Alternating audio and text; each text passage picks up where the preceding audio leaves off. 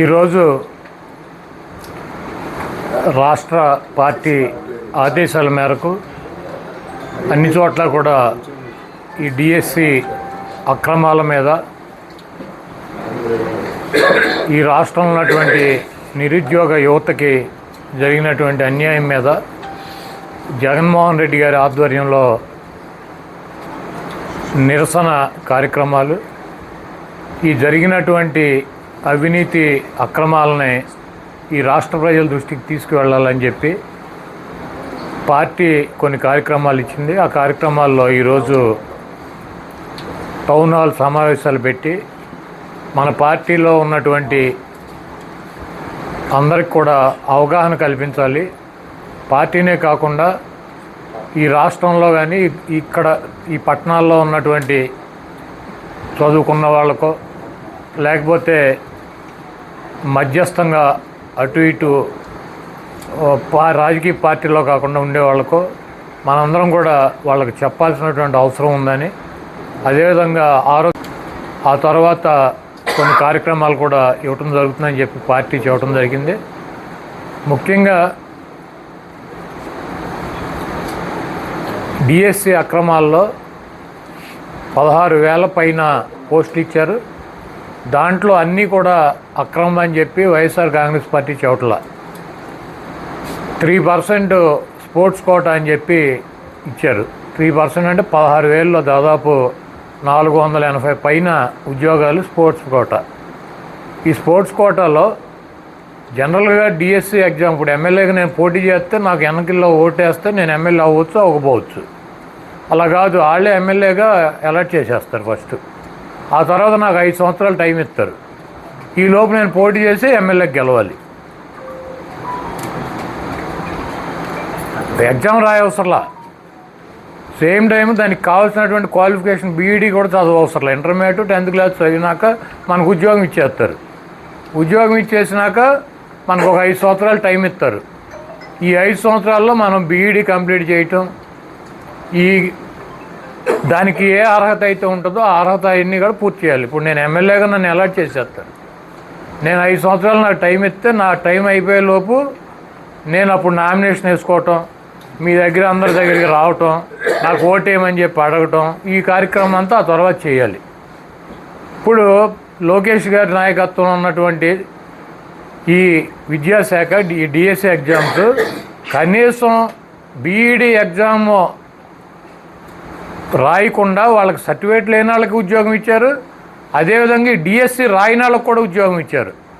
దానికి కారణం ఏంటంటే డిఎస్సి ఎగ్జామ్ రాయనాడికి డిఎస్సిలో ఉద్యోగం ఇస్తారు. ఎందుకు అంటే స్పోర్ట్స్ కోటాలో ఎవడో లేడు రాసినాడు కాబట్టి ఎవడో ఒకరిని ఎత్తుక్కొచ్చి మేమే ఇచ్చామని అడుగుతున్నారు. ఎవరిని ఎత్తుక్కొచ్చారంటే స్పోర్ట్స్ కోటా అంటే ఏంటి, పేకాట. ఎందుకంటే ఇంకే ఆట ఆడినాడు లేరు వీళ్ళకి, కాబట్టి ఆ పేకాటను కూడా కలిపేసి బ్రిడ్జ్ గేమ్ దాంట్లో ఇచ్చేశారు.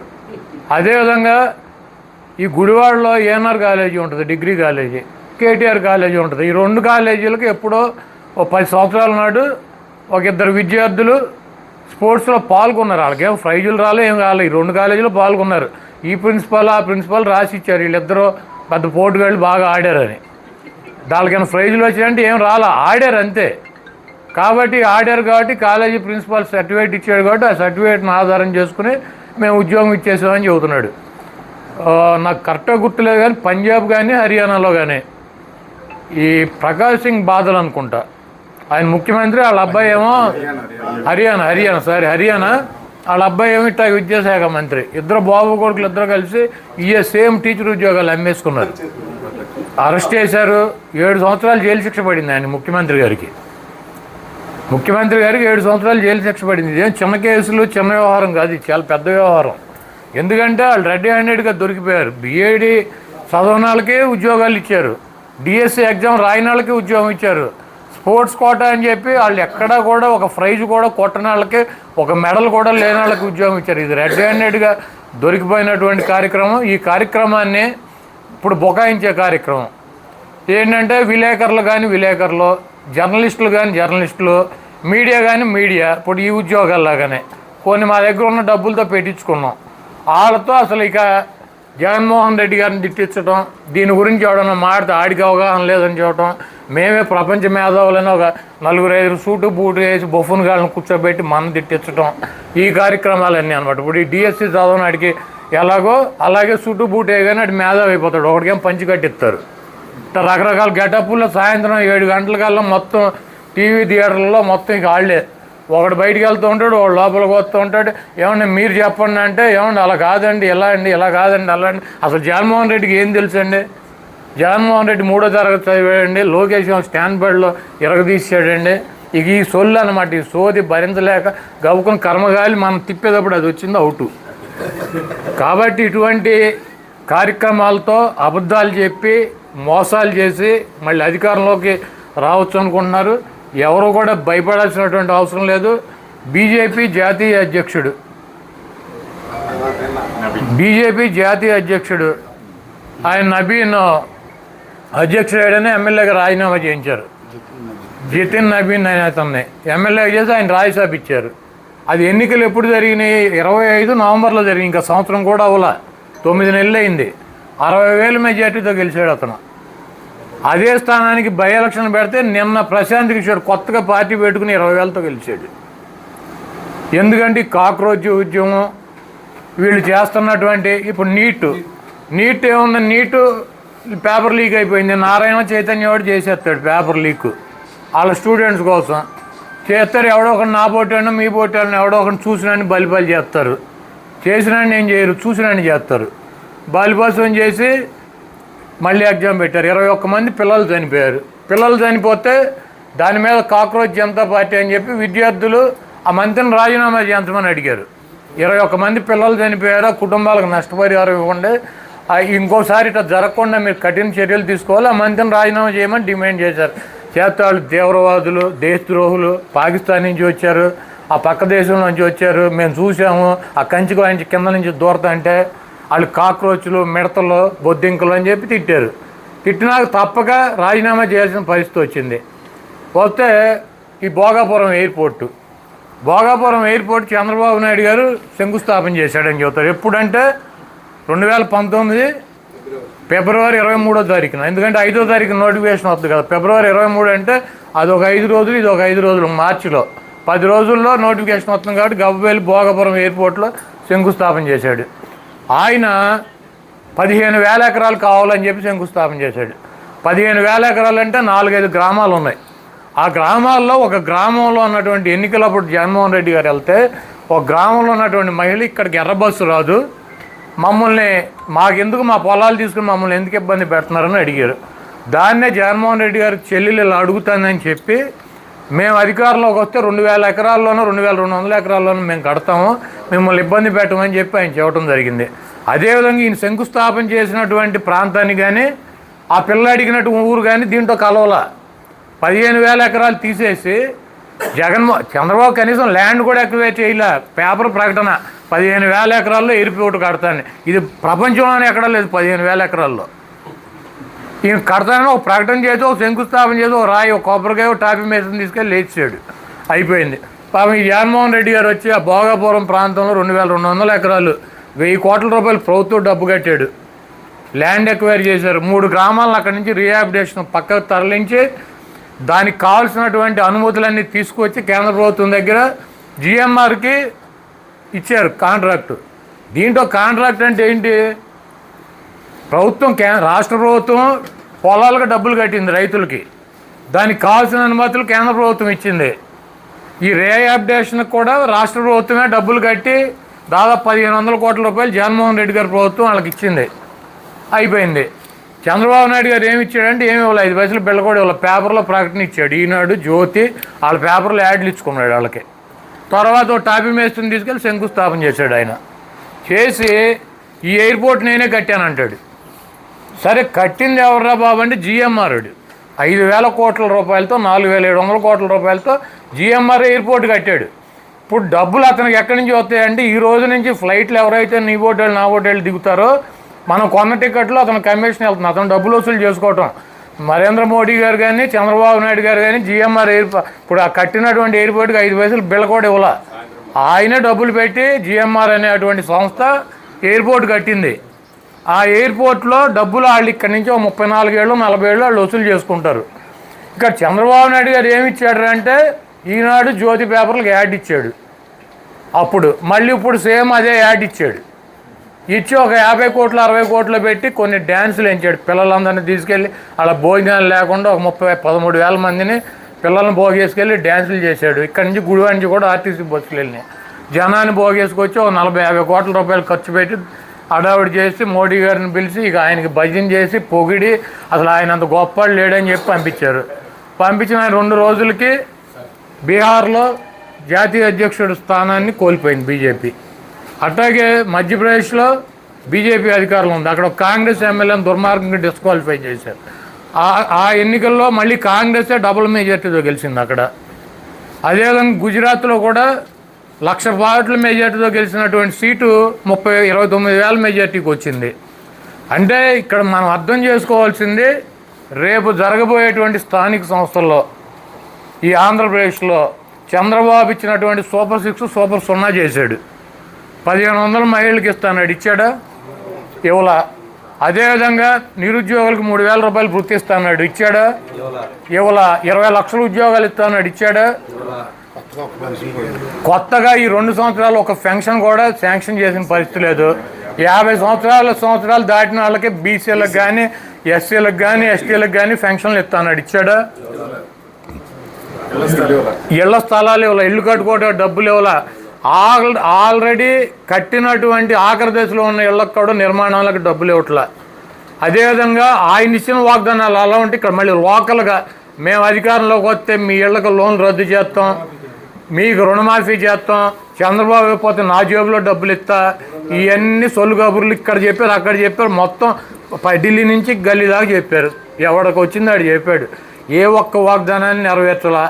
ప్రజలైతే ఇవన్నీ గమనిస్తున్నారు. కాబట్టి మనకి రేపు జరగబోయేటువంటి స్థానిక సంస్థల ఎన్నికల్లో ఎవరు కూడా భయపడాల్సిన అవసరం లేదు. కొంతమందిని జైలుకి పంపిస్తారు, వెళ్ళొద్దాం 3 నెలల్లో 2 నెలల్లో 4 నెలల్లో పంపుతారు. ఎవరో కూడా అధైర్యపడవద్దు, భయపడాల్సినటువంటి అవసరం కూడా లేదు. జగన్మోహన్ రెడ్డి గారు ఎక్కడ కూడా యునానిమస్ అవ్వకూడదని చెప్పారు. యునానిమస్ అవ్వకుండా మనం పోటీలు పెట్టి మన పార్టీ జగన్మోహన్ రెడ్డి గారు 2019 నుంచి 24 దాకా ఆయన ఇచ్చినటువంటి మాట, ఆయన చేసినటువంటి కార్యక్రమాలు ప్రజలకు తీసుకెళ్దాం. చంద్రబాబు నాయుడు, పవన్ కళ్యాణ్, బీజేపీ కూటమిగా వచ్చి ఈ కూటమిలో ఉన్నటువంటి ప్రజల్ని ఈ పార్టీలు ఎలా మోసం చేసే అన్నది కూడా ప్రజల దగ్గరికి తీసుకెళ్దాం. తప్పకుండా ప్రజలు అధికారం ఉన్నా 164 సీట్లు ఉన్నా మీరు 4 ఉన్నా 6 ఉన్నా ప్రజలైతే భయపడేటువంటి పరిస్థితి ఉండదు. ఈ రాష్ట్ర ప్రజలు రేపు జరగబోయేటువంటి స్థానిక సంస్థల ఎన్నికల్లో తప్పకుండా బుద్ధి చెబుతారు. అదేవిధంగా ఈరోజు రైతాంగం నీళ్లు లేక తీవ్ర ఇబ్బందుల్లో ఉంది. పులిచెందలో 30 టీఎంసీలు నీళ్లు ఉన్నాయి. పట్టిసీమ నుంచి నీళ్లు తోడుతున్నాడు. సముద్రంలో కూడా కలుస్తున్నాయి గోదావరి నీరు. పైన ఆల్మట్టి నిండింది, తుంగభద్ర జోరాల కూడా నీళ్లు వచ్చినాయి. అయినా కూడా నీళ్లు ఉంచుకొని కూడా వదలలా. ఏంట్రా బాబు అని అడిగితే నిన్న శశాన్ని వీళ్ళందరూ ఎస్సీ దగ్గరికి వెళ్ళి అడిగారు.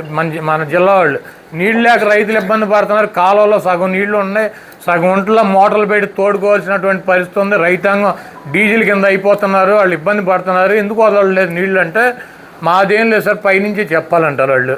పైనుంచి అడిగితే ఏంట్రా బాబు అంటే రేపు త్రాగునీరు కావాలి కదా, ఒకవేళ వానలు పడి ఇదేం దరిద్రం, పెళ్లి కూతురుని తీసుకురమ్మంటే ఎవడో ఏదో చెప్పాడంట.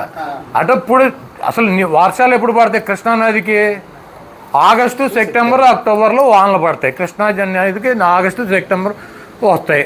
ఇప్పుడు అసలు వాళ్ళ ఆగస్టు 3వ తారీఖు 4వ తారీఖు వచ్చింది. అసలు ఆగస్టు ఫస్ట్ వీక్లోనే పెళ్లి కూతురుని తీసుకురండి అంటే అక్టోబర్ రేపు సమ్మర్కి వాటర్ తాగడానికి నీళ్ళు లేకపోతే ఏం చేయాలంటారు. అంటే సమ్మర్కి ఇవన్నీ నిండినాక పంటలన్నీ ఎండిపోయి మొత్తం నాశనం అయిపోయినాక అప్పుడు అక్టోబర్లో ఫ్లడ్ వచ్చిందని ఇవన్నీ సముద్రంలోకి వదులుతారు. కాబట్టి రైతాంగాన్ని ఇబ్బంది పెడుతున్నారు.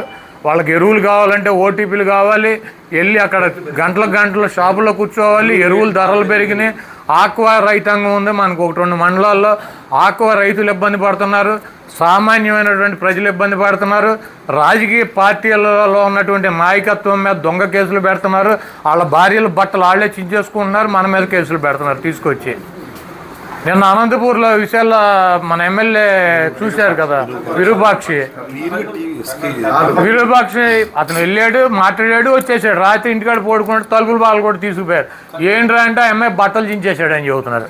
సరే బట్టలు చించేయడం ఏంటంటే చూస్తే పొద్దున్నే వీడియో వాళ్ళ ఆయనే చించేస్తున్నాడు, బట్టలు చించేసి ఆ ఎమ్మెల్యే చించాడని చెబుతున్నారు. మళ్ళీ ఆ కేసుకు మళ్ళీ బెయిల్ వచ్చేద్దామో, ఈ దొంగ వీడియో బయటకు వచ్చింది కదా, మరి బెయిల్ వచ్చేద్దామని చెప్పి మళ్ళీ పొద్దున్నేనంట కారు సీజ్ చేశారంట. కారు ఎందుకు సీజ్ చేస్తారు, ఎమ్మెల్యేది సీజ్ చేశారంట. సీజ్ చేస్తేనంటే ఆ కారులో రాడ్లు కత్తులు ఉన్నాయంట. ఏమన్నా ఎవడప్పుడు నన్ను అరెస్ట్ చేసి పట్టుకుపోతారు, మా తమ్ముడో శేషాన్నో శ్రీనునో ఒకవేళ నా కారులో కత్తులు రాడ్లు ఉన్నా కూడా ఈ నా అడుగులు వస్తారని తీసేస్తాడు కదా, ఉంచుతారా, దాంట్లో పెట్టి ఉంచుతారా? ఆల్రెడీ పోలీసు వాళ్ళు పట్టుకున్న అక్కడ ఈయన కారులో పెట్టుకుని కూర్చున్నాడంట, డాష్ బోర్డు పైన ఒకటి, సీట్లో ఒకటి, బయటికి కనపడేది. అంటే ఇంకో కేసు పెట్టాలి, దాంట్లో బెయిల్ రాకుండా ఉండాలి. ఇటువంటి కార్యక్రమాలన్నీ చేస్తారు. వీటన్నిటికీ సిద్ధపడదాం. జగన్మోహన్ రెడ్డి గారు 2029లో ముఖ్యమంత్రి అవుతారు. వాళ్ళు ఏదో మేము అధికారం ఉంది కదా అని చెప్పి చేస్తున్నారు. 29లో జగన్మోహన్ రెడ్డి గారు అధికారంలో వచ్చినాక ఈ కార్యక్రమాలు ఎవరెవరైతే ఏ కార్యక్రమాలు చేశారో దానికి 10 అనుభవిస్తారు. 1, 2, 3 కాదు, 10 అనుభవిస్తారు. జగన్మోహన్ రెడ్డి గారిని, ఈ వైఎస్ఆర్ కాంగ్రెస్ పార్టీని ఇటువంటి ఉడతూపులతో, ఇటువంటి అక్రమ కేసులతో, ఇటువంటి నిర్బంధాలతో జగన్మోహన్ రెడ్డి గారిని ఒక్క అంగుళం కూడా ఆపలేరు వీళ్ళు ఎవరో కూడా. జగన్మోహన్ రెడ్డి గారు నీతిగా, నిజాయితీగా, అబద్ధం ఆడకుండా ప్రజలను నమ్ముకొని ప్రజల కోసం పార్టీ పెట్టి అదే దారిలో పోరాటం చేస్తున్నటువంటి వీరుడు జగన్మోహన్ రెడ్డి. ఇటువంటి జగన్మోహన్ రెడ్డి లాంటి వీరుడిని కుక్కమూతి పిందెలు ఈ రాజకీయం కోసం భార్య బట్టలు చించేటువంటి పార్టీలు, రాజకీయాల్లో 4 ఓట్ల కోసం అర్థమైనటువంటి అబద్ధాలు చెప్పేటువంటి ఈ రాజకీయ నాయకులకి జగన్మోహన్ రెడ్డి గారికి నక్కకే నాగలోకానికి ఉన్నంత డిఫరెన్స్ ఉంటుంది. ఈ డిఫరెన్స్ను ఇప్పటికే రాష్ట్ర ప్రజలు గుర్తించారు. తప్పకుండా జగన్మోహన్ రెడ్డి గారికి మనందరం కూడా మద్దతుగా ఉందాం. మీరు ఇప్పుడు జగన్మోహన్ రెడ్డి గారికి చెబుతారు కులాల మధ్య అంటే వైసీపీ కుంపట్లు పెడద్దంట, కులాల మధ్య వైసీపీ కుంపట్లు పెడద్దని చెబుతున్నారు. మీరు చూసుకోండి, ఈ 20 రోజుల్లో మా పార్టీ వైసీపీ మీరు గ్రహించే ఉంటారు, లేకపోతే నేను కూడా గ్రహించాను, చాలామంది మాట్లాడుకుంటున్నది. ఇది అనంతపూర్లో తోపు చంద్రశేఖరు, పరిటాల సునీత, అంటే ఆయనేమో రెడ్డి, ఈవిడేమో కమ్మ, వాళ్ళిద్దరి మధ్యలో చిన్న గొడవలు ఉన్నాయి. ఒకే కాన్స్టిట్యుయెన్సీ పార్టీ చేస్తారు, ఏం మాట్లాడుకుంటారు, తిట్టుకుంటారు. అది ఎప్పటి నుంచో ఉంది. అది అక్కడ ఉన్నట్టుండి ఎంఎస్ రాజు అని చెప్పి ఒక ఎమ్మెల్యే గారు వచ్చి ఇన్వాల్వ్ అయిపోయి ఆయన ఏమంటాడు, అరే చంద్రశేఖర్ రెడ్డి నిన్ను చెప్పుతో కొడతా, ప్రకాష్ రెడ్డిని చెప్పుతో కొడతా, నీకు దమ్ము ఉంటే, నీకు రెడ్డి పౌరుషం ఉంటే రా, నా జాతి మాదిగా అని చెప్పి కులం పేరెత్తి మాడతాడు అతను. సరే వీళ్ళిద్దరికి ఎందుకు వచ్చింది డిస్ప్యూట్ అంటే ఆయన ఇల్లు వాళ్ళ అన్నయ్య వాళ్ళ ఇల్లు కొన్నాడు, అందుకు వచ్చిందని సృష్టిస్తున్నారు. సరే ఓకే, అది ఎందుకు వచ్చిందో సరే. దాని తర్వాత మరుసటి రోజు మన పామర్ కాన్స్టిట్యున్సీలో కుమార్ రాజా అనిల్ని, అరే చెప్పు తీసి కొడతా నా కొడక, నీకు దమ్ముంటారా అని చెప్పి ఈయన తిడుతున్నాడు. ఇదేంటి ఎంఎస్ రాజు ఈయన ఒకటే సేమ్, ఇక్కడేమో అనిల్ ఏమో మాల, అక్కడేమో రెడ్డి, కులాల పేరు ఎత్తుకే ఎందుకు తిడుతున్నారు? ఇది 2వ రోజు. సరే అయిపోయినాక 4 రోజులకి ఎవరో ఒక అమ్మాయి గుంటూరులో బట్టలు కూడా తీశారు, తెలుగుదేశం పార్టీ కార్యకర్తలు. దాని మీద అక్కడ ఉన్నటువంటి లోకల్గా ఉన్నటువంటి అంబటి రాంబాబు హోమ్ మినిస్టర్ని రాజీనామా చేయాలన్నాడు. నువ్వు ఒక ఆడదాని అయి ఉండి ఒక ఆడపిల్ల బట్టలు కూడా తెస్తే సిగ్గు లేకుండా ఇంకా ఆ పదవుల్లోనూ రాజీనామా చేయాలన్నాడు. అనగానే ఎంఆర్పిఎస్ అని బోర్డులు పెట్టి అంబటి రాంబాబుని తిడుతున్నారు, నీకు దమ్ముంటారా నిన్ను వేసేస్తాం, పొడి చేస్తామని. సేమ్ అనంతపూరు, పామరు, గుంటూరు అయిపోయినాక నిన్న ఈ విరూపాక్ష కేసులో ఎవరైతే భర్త బట్టలు చించేశాడో ఆ అమ్మాయి నిన్న మాట్లాడుతాను సోషల్ మీడియాలో నేను చూసా. ఏమంటుంది, నన్ను మాదిగా అని చెప్పి కులం పేరు పెట్టి తిట్టాడు విరూపాక్ష అని చెప్పుద్ది. సేమ్ 4 అనంతపూర్లో ఎంఎస్ రాజు ఆయనతో మాట్లాడిచ్చారు, ఇక్కడ వరల రాజాతో మాట్లాడిచ్చారు, మళ్ళీ ఎంఆర్పిఎస్తో మాట్లాడిచ్చారు, మళ్ళీ 4వది నిన్న ఆ అమ్మాయితో సేమ్ విరూపాక్ష మీద కూడా మళ్ళీ అదే కులం మాదిగా అని చెప్పి పేరు పెట్టి మాట్లాడిస్తున్నారు. అంటే దీంట్లో కులాల మధ్య చిచ్చు పెడతానికి ప్రయత్నిస్తున్నటువంటి రాజకీయ పార్టీ ఏది? ఒకసారి కాదు, ఒకసారి అవ్వాల సక్సెస్, రెండోసారి అవ్వాల, మూడోసారి అవ్వాల, నాలుగోసారి అవ్వాల, ట్రై చేస్తూనే ఉంటారు దాని మీద. కాబట్టి ఈ రాష్ట్రంలో ఉన్నటువంటి ఎస్సీలు కానీ, బీసీలు కానీ, ఓసీలు కానీ ఈ కులాల మధ్య కుంపటి పెట్టేటువంటి పార్టీనే తెలుగుదేశం పార్టీ. కాబట్టి అందరూ కూడా అప్రమత్తంగా ఉండండి. ఇప్పుడు ఎవడో రేపు నా మీదకి వచ్చి అరే నువ్వు మగాడు అయితేనో, నీకు అది ఉంటేనో, నీకు ఇది ఉంటేనో, నేను ఈ కులంలో పుట్టాను, నువ్వు ఆ కులంలో పుడితే రమ్మంటే మనం రెచ్చిపోవాల్సిన అవసరం లేదు. దీని వెనకాల డెఫినెట్గా మాస్టర్ మైండ్ చంద్రబాబు గారు ఉంటాడు. ఆయన ఆలోచన ప్రకారం ఇవన్నీ ఎవరిని ఎక్కడ కులం పేరు ఎవరిని తిట్టాలో ఆయన డిసైడ్ చేస్తాడు. ఆయన డిసైడ్ చేయగానే నీకు ఎమ్మటే మనం ఏమైనా రెచ్చిపోయి కనుక మనం మాట్లాడామనుకో, ఎమ్మటే మా ఏబిఎన్, TV5 వీళ్ళు ఆల్రెడీ రికార్డింగ్ వర్షన్ పెట్టేసుకుంటారు. మనం వేస్తున్నాం కదా ట్రాప్, ఎవడొచ్చి పడతాడని రెడీ కూర్చుంటారు. అసలు ఆడిట్ట అన్నాడు, ఈడట్ట అన్నాడు అని చెప్పి ఇరక్కోటి అవతల పారేస్తారు. కాబట్టి ఇటువంటి వాటిల్లో మనం చిక్కుకోకుండా, ఎందుకంటే ఇంతకన్నా నీచమే ఉంటుంది. ఎవడన్నా పెళ్ళం బట్టలు చించేస్తాడా రోడ్డు మీద తీసుకొచ్చి 10 మంది మధ్యలో? ఇంతకన్నా నీచమైన కార్యక్రమం ఎవడన్నా చేయగలడు ఈ ప్రపంచంలో? ఏ రాజకీయ పార్టీ అన్నా పెళ్ళం బట్టలు రోడ్డు మీదకి తీసుకొచ్చి చించేసేటువంటి పార్టీ ఏదైనా ఉంటుందా? ఇక అంత నీచానికి దిగజారిపోయినటువంటి ఆ రాజకీయ పార్టీ ఎంత నీచానికైనా దిగజారడానికి సిద్ధంగా ఉంటుంది. కాబట్టి మీరందరూ కూడా అప్రమత్తంగా ఉండండి, వాళ్ళ ట్రాపుల్లో పడమాకండి, మీరు జాగ్రత్తగా ఉండండి. కులాలు చించు పెడతారు, ఆడాళ్ళని తీసుకొచ్చి అక్కడ ఒక ఎస్ఐని అసలు అక్కడ జగన్మోహన్ రెడ్డి గారు శ్రీకాకుళం వెళ్ళాడు, ఆమ్దాల్ వలస దగ్గర ఒక ఎస్ఐ ఎందుకు వచ్చిందండి అసలు అంతమందిలో? ఒక ఎస్ఐ, ఒక లేడీ ఎస్ఐ ఎందుకు వచ్చింది? అంతమంది మొగాళ్ళు ఉన్నారు. వస్తే అక్కడ అల్లరి వస్తే 10 మంది పోలీసు వాళ్ళు వస్తారు, దాంట్లో మొగాళ్ళు ఉంటారు, ఆడవాళ్ళు ఉంటారు. అసలు ఒక అమ్మాయి ఎందుకు వచ్చిందండి అక్కడికి? ఒక ఎస్ఐ ఎందుకు వచ్చింది? ఆ వచ్చిన అమ్మాయిని అమ్మ నువ్వు పక్కన వెళ్ళిపో, నీకు ఆరోగ్యం బాగాలేదు కంటే వీళ్ళందరి మీద ఒక 21 మంది మీద కేసులు పెట్టారు. ఆ 21 మందిలో ఒక 4 ఒకడేమో పంజాబ్లో వాళ్ళ అబ్బాయికి సీటు డబ్బులు కడతాకి వెళ్ళాడంట. అక్కడ డాన్వేషన్ అక్కడ ఉన్నాడు పంజాబ్ నుంచి. అరే బాబు నేను ఇక్కడ ఉంటే మీరేంటారు అక్కడ నా మీద కేసు అని. ఒక ఆయన అయితే లాయర్, ఆయన కోర్టులో ఉన్నాడు, వైజాగ్ కోర్టులో. ఆయన కోర్టులో వాయిదా ఉంది, జడ్జి గారి ముందు ఉంది, ఆయన మీద పెట్టేశారు కేసు. కాబట్టి ఎంత నీచానికైనా ట్రాప్ చేయడానికి భార్యలను వాడతారు, పోలీస్ డిపార్ట్మెంట్ను వాడతారు. అంటే పోలీసులు అంటే మనమేమనుకుంటాం మనకు రక్షణగా ఉంటే వాళ్ళు వచ్చారనుకుంటాం, ఆఖరికి ఫైనల్గా ఏంటంటే వాళ్ళ బట్టలు వాళ్ళు చించుకుని మన మీద పెడతారు. కాబట్టి అసలు ఎవరిని నమ్మేటువంటి పరిస్థితి లేదు. చాలా అప్రమత్తంగా ఉండండి, జాగ్రత్తగా ఉండండి. అయినా కూడా కొన్ని తప్పవో వెళ్ళొద్దాము. రేపు జరగబోయేటువంటి మున్సిపల్ ఎన్నికల్లో కానీ, జిల్లా పరిషత్తులో కానీ, మండల పరిషత్ ఎన్నికల్లో కానీ మన పార్టీ చేసినటువంటి కార్యక్రమాలని, తెలుగుదేశం పార్టీ కూటమి ప్రభుత్వం ఇచ్చినటువంటి వాగ్దానాలని, వాళ్ళు చేసినటువంటి మోసాలని కూడా అన్నింటినీ కూడా ప్రజల దృష్టికి తీసుకెళ్ళి డెఫినెట్గా వైఎస్ఆర్ కాంగ్రెస్ పార్టీ అభ్యర్థులను గెలిపించడానికి మనం అందరం కలిసి పనిచేద్దాం.